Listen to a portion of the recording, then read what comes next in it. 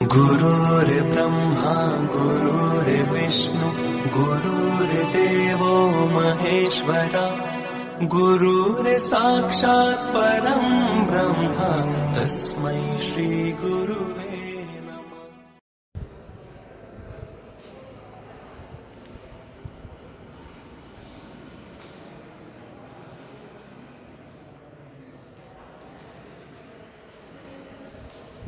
હવે જો આપણે ચર્ચા કરવી છે આજે સમ અભિસારી દ્રાવણોની, બરાબર?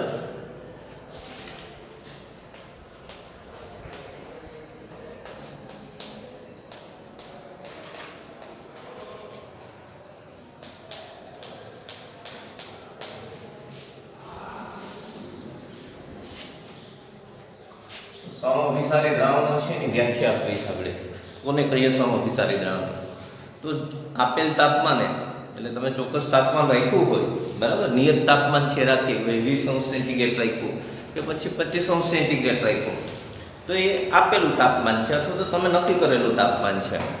તો આપેલ તાપમાને જે દ્રાવણોના અભિસરણ દબાણ સમાન હોય એવા દ્રાવણોને સમઅભિસારી દ્રાવણો કહેવાય. તો એનો અર્થ એવો થાય ને કે સમઅભિસારી દ્રાવણો છે એના અભિસરણ દબાણ છે સમાન હોય. તો એક દ્રાવણને આપણે અભિસરણ દબાણને પાઈ સંજ્ઞા વડે દર્શાવીએ છીએ. તો એક દ્રાવણનું અભિસરણ દબાણ માની લો કે પાઈ 1 હોય અને બીજા દ્રાવણનું અભિસરણ દબાણ છે પાઈ 2 હોય, તો એનો અર્થ એવો થયો કે પાઈ 1 = પાઈ 2 હોય તો એવા દ્રાવણો સમઅભિસારી દ્રાવણો છે, બરાબર? તો શું વ્યાખ્યા આપી શકાય? બે દ્રાવણો આપણે લીધા છે, બરાબર, અને એ બે દ્રાવણોના અભિસરણ દબાણ છે એ સમાન હોય, સરખા હોય, તો એવા દ્રાવણને શું કહેવાય? સમઅભિસારી દ્રાવણો કહેવાય. એટલે આપણે વ્યાખ્યા લખીએ, આપેલ તાપમાને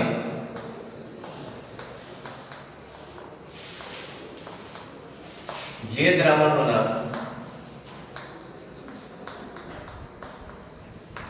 અભિસરણ દબાણ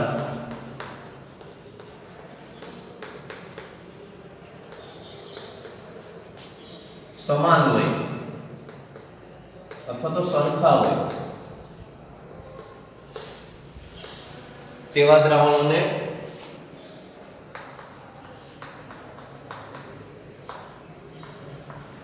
સમઅભિસારી દ્રાવણો કહે છે.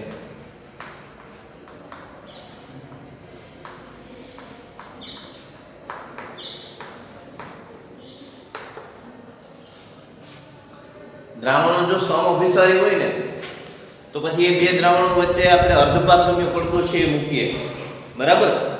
તો અભિસરણ થાય નહીં. એટલે સમઅભિસારી દ્રાવણો હોય તો એમની વચ્ચે અર્ધપારગમ્ય પડદો રાખીએ તો અભિસરણ થતું નથી. અભિસરણ કોને કહેવાય તમને ખબર છે? કે જ્યારે બે દ્રાવણો વચ્ચે કે જેની સાંદ્રતા જુદી જુદી હોય અથવા તો દ્રાવક ને દ્રાવણ વચ્ચે આપણે અર્ધપારગમ્ય પડદો રાખીએ ત્યારે દ્રાવકથી દ્રાવણ તરફ અથવા તો ઓછી સાંદ્રતા ધરાવતા દ્રાવણથી વધુ સાંદ્રતા ધરાવતા દ્રાવણ તરફ દ્રાવકનો સ્વયંભૂ પ્રવાહ ચાલુ થાય એની મેળે, બરાબર? એવા દ્રાવણોને શું કહેવાય? મતલબ એને અભિસરણ છે એ કહેવાય, અભિસરણ થયું એમ કહેવાય. ને અર્ધપારગમ્ય પડદો શું કરે છે? ફક્ત દ્રાવકના અણુઓને પોતાનામાંથી પસાર થવા દે, દ્રાવ્યના અણુઓને પોતાનામાંથી પસાર થવા દેતો નથી.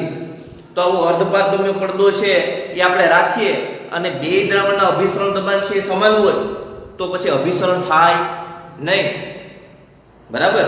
તો એવું દ્રાવણ છે એ સમઅભિસારી દ્રાવણ છે. તો આપણે એવું કહી શકીએ કે સમઅભિસારી દ્રાવણો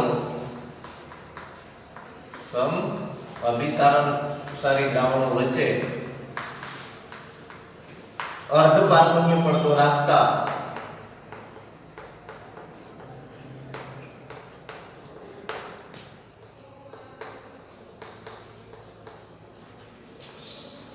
અભિસરણ થતું નથી.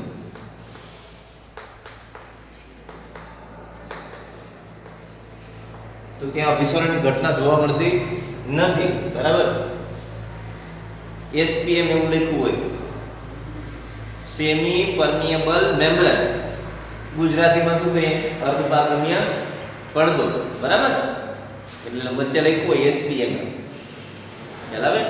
તો એ અર્ધપારગમ્ય પડદો છે પણ સમઅભિસારી છે તો અભિસરણ થશે નહીં, બરાબર? દાખલા તરીકે કયા દ્રાવણ સમઅભિસારી છે? તો કે ભાઈ મનુષ્યના શરીરમાં રહેલા રક્ત કોષો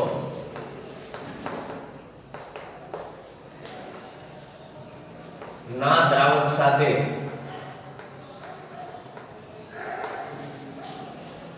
.9% weight by volume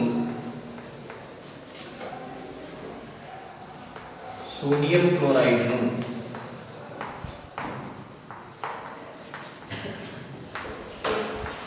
ક્ષારીય દ્રાવણ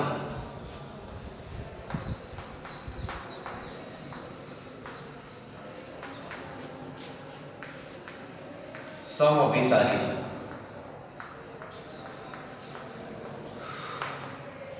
આ ડોક્ટર છે એ મતલબ બોટલ ચડાવતા શરીરમાં, ખબર ને, NaCl ની સોડિયમ ક્લોરાઇડની, એમાં કોર્નર ઉપર 0.9 વેઇટ બાય વોલ્યુમ એમ લખ્યું હોય, 0.9 વેઇટ બાય વોલ્યુમ NaCl, બરાબર.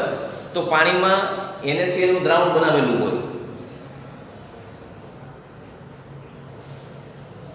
હવે 0.9 વેઇટ બાય વોલ્યુમ સોડિયમ ક્લોરાઇડના ક્ષારનું દ્રાવણ હોય અને મનુષ્યના રક્ત કોષો જે છે, લોહીની અંદર રહેલા કોષો છે, એના દ્રાવક છે એની સાથે એ સમઅભિસારી છે, તો ત્યાં અભિસરણની કોઈ ઘટના બને નહીં. એટલે એ બોટલ છે એ સીધી લોહીમાં ચડાવી શકાય. ખ્યાલ આવે ને? નહીતર શું થાય? દાખલા તરીકે તો એનો અર્થ એવો થયો કે રક્ત કોષો છે એની સાંદ્રતા પણ 0.9% વેઇટ બાય વોલ્યુમ હોવી જોઈએ ને, બેની સાંદ્રતા સરખી છે. તો એનો બીજો એક અર્થ એવો થયો કે સમઅભિસારી દ્રાવણોની કોન્સન્ટ્રેશન સરખી હોય, સાંદ્રતા સરખી હોય. સાંદ્રતા જ્યાં સુધી સરખી ન થાય ત્યાં સુધી અભિસરણ દબાણ છે અભિસરણ છે એ થતું રહે, અને સાંદ્રતા સરખી થઈ જાય, સંતુલન સપાઈ જાય, ત્યારે શું થઈ જાય? અભિસરણ અટકી જાય, બરાબર. તો 0.9% વેઇટ બાય વોલ્યુમ કરતાં ઓછી સાંદ્રતા વાળું દ્રાવણ હોય, બરાબર. તો એવા સંજોગોમાં પાણી છે, બરાબર, એની સાંદ્રતા ઓછી છે એના કરતાં, તો ઓછી સાંદ્રતાથી વધુ સાંદ્રતા ધરાવતા દ્રાવણ તરફ દ્રાવકનો સ્વયંભૂ પ્રવાહ ચાલુ થાય. તો પાણી કોષમાં પ્રવેશે, તો શું થાય? પાણી કોષમાં પ્રવેશે તો કોષ ફાટી જાય, એવી ઘટના બને ને. એટલે સમઅભિસારી દ્રાવણનો ઉપયોગ કરવામાં આવે. તો અહીંયા શું છે? સમઅભિસારી છે, મનુષ્યના રક્ત કોષોના દ્રાવક સાથે 0.9% વેઇટ બાય વોલ્યુમ દળ કદથી, બરાબર, સોડિયમ ક્લોરાઇડના ક્ષારનું દ્રાવણ છે, સમઅભિસારી છે, બરાબર. તો બેયના અભિસરણ દબાણ કેવા છે? સરખા છે. હવે એના સંદર્ભમાં આપણે એ વાત કરવી છે. બીજી વાત તમને એ કરી કે સમઅભિસારીની સાંદ્રતા કેવી હોય? સરખી હોય. તો ઘણી વખત છે ઓબ્જેક્ટિવમાં બે પાત્ર આપે, ખ્યાલ આવે ને, પછી લખ્યું હોય કે 0.9% વેઇટ બાય વોલ્યુમ NaCl નું દ્રાવણ, અને બીજામાં લખ્યું હોય 0.8% વેઇટ બાય વોલ્યુમ ગ્લુકોઝનું દ્રાવણ. તો કોન્સન્ટ્રેશન સરખી હોય તો એ કેવા છે? સમઅભિસારી છે, બરાબર. સમઅભિસારીની સાંદ્રતા પણ સરખી હોય, ઓબ્જેક્ટિવમાં ધ્યાનમાં રાખો, બરાબર. બે પાત્રો દોરીને કે અભિસરણની વાત તો કઈ આવે? સાંદ્રતામાં ફેરફાર હોય તો, જુદી જુદી સાંદ્રતા વાળા હોય તો આપણને ખબર છે કે ઓછી સાંદ્રતાથી વધુ સાંદ્રતા ધરાવતા દ્રાવણ તરફ દ્રાવકનો સ્વયંભૂ પ્રવાહ ચાલુ થાય. દ્રાવ્યને તો અર્ધપારગમ્ય પડદામાંથી પસાર થવાનો કોઈ પ્રશ્ન નથી. આપણે બે બાબતોની એમાં ચર્ચા કરવી છે. સમઅભિસારીને તો સમજ્યા, એક તો હાઇપરટોનિક અને હાઇપોટોનિક. શું? હાઇપરટોનિક અને હાઇપોટોનિક, બરાબર. હાઇપરટોનિક એટલે અતિ અભિસારી. શું કહેવાય એને? અતિ અભિસારી. ક્યારે અંગ્રેજી શબ્દ સીધો જ મૂકે છે હાઇપરટોનિક કે હાઇપરટોનિક એમ, એટલા માટે તમને વાત કરું છું. હાઇપોટોનિક,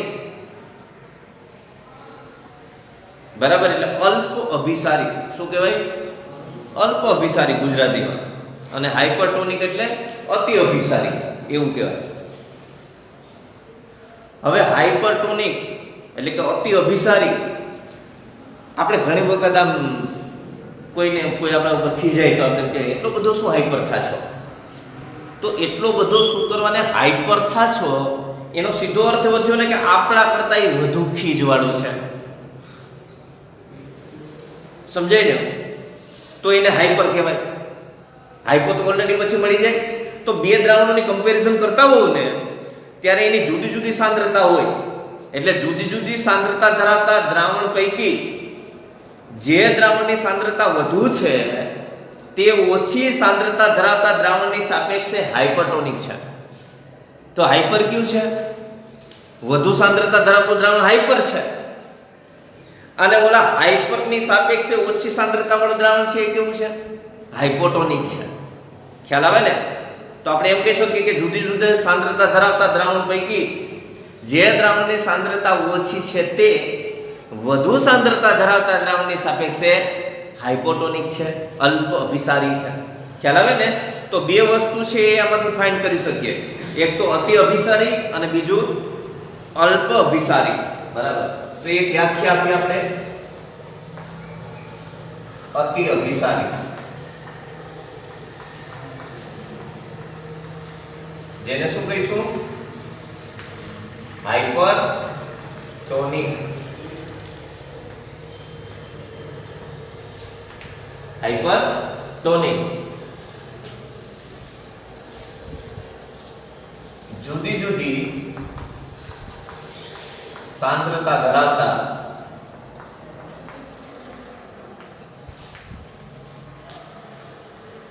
દ્રાવણો પૈકી વધુ સાંદ્રતા ધરાવતું દ્રાવણ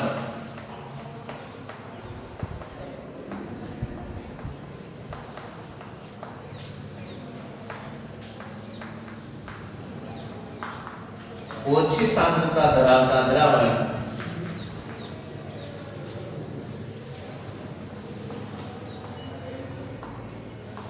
દ્રાવણની સાપેક્ષે હાઇપરટોનિક છે.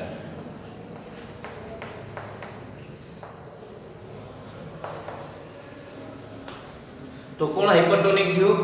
અતિ અભિસારી કોણ થયું?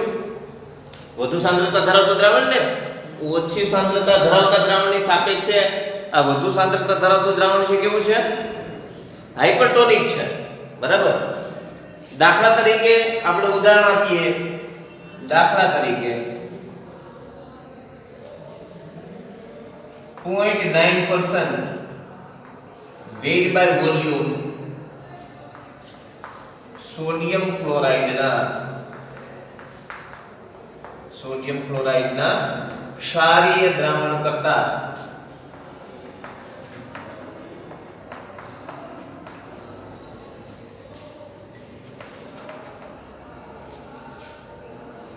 જો રક્ત કોષોની સાંદ્રતા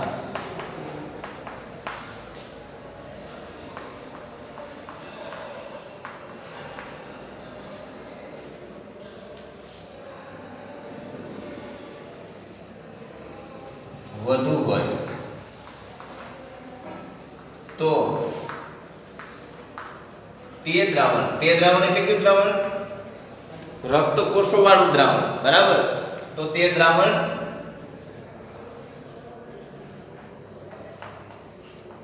હાઇપરટોનિક છે. તમે એવું કીધું હોત તો કે ભાઈ મનુષ્યના રક્ત કોષો જે છે એની અંદર રહેલું દ્રાવણ કરતા સોડિયમ ક્લોરાઇડનું ક્ષારીય દ્રાવણ કે જેની સાંદ્રતા 0.9% weight by volume કરતા વધુ હોય, 0.9% weight by volume કરતા વધુ હોય તો તે મનુષ્યના રક્ત કોષોની ના દ્રાવણની સાપેક્ષે હાઇપરટોનિક છે. તો કયું હાઇપરટોનિક થઈ જાય? 0.9 weight by volume NaCl નું ક્ષારીય દ્રાવણ છે હાઇપરટોનિક થઈ જાય. કોની સાપેક્ષમાં? મનુષ્યના રક્ત કોષોના દ્રાવકની સાપેક્ષે.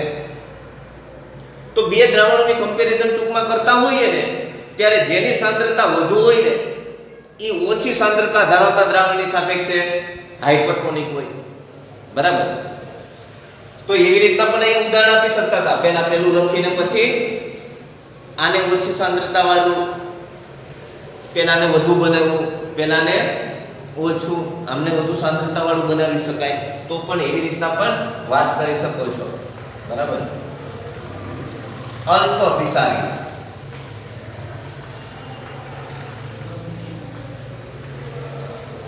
જેને આપણે હાઇપોટોનિક કહીએ. શું કહીએ? હાઇપોટોનિક. બરાબર. તો અલ્પ અભિસારીની વ્યાખ્યા શું આપી શકાય? જુદી જુદી સાંદ્રતા ધરાવતા દ્રાવણો પૈકી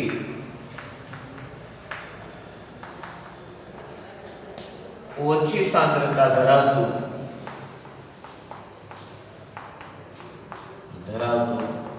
દ્રાવણ વધુ સાંદ્રતા ધરાવતા દ્રાવણની સાપેક્ષે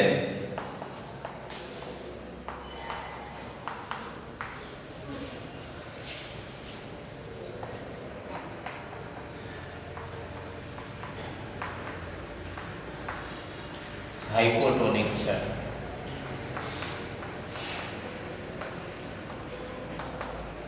તો ઓછી સાંદ્રતા ધરાવતું દ્રાવણ છે કેવું છે? વધુ સાંદ્રતા ધરાવતા દ્રાવણની સાપેક્ષે હાઇપોટોનિક. બરાબર. અલ્પ અભિસારી છે. દાખલા તરીકે આપણે કેવું હોય તો શું કહી શકીએ? દાખલા તરીકે મનુષ્યના રક્ત કોષોના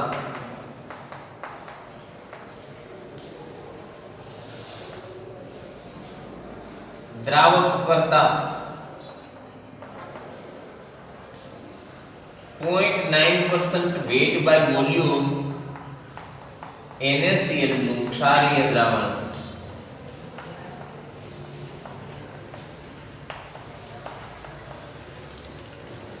ની સાંદ્રતા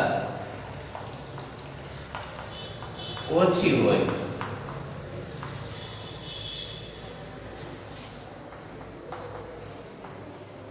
તો તે મનુષ્યના રક્ત કોષોના દ્રાવક ની સાપેક્ષે કેવું છે? અલ્પ અભિસારી છે. તે હાઇપોટોનિક છે. સમજી ગયા ને? કોણ હાઇપોટોનિક છે? જેની સાંદ્રતા ઓછી છે, એટલે આમના કરતાની સાંદ્રતા જો ઓછી હોય 0.9% weight by volume કરતા, તો આમના કરતા આ કેવું છે? હાઇપોટોનિક છે, અલ્પ અભિસારી છે. પણ આમાં જ આપણે એમ કીધું હોત કે NaCl નું ક્ષારીય દ્રાવણની સાંદ્રતા વધુ, એમ લખી દીધું હોત તો એ શું થઈ જાય?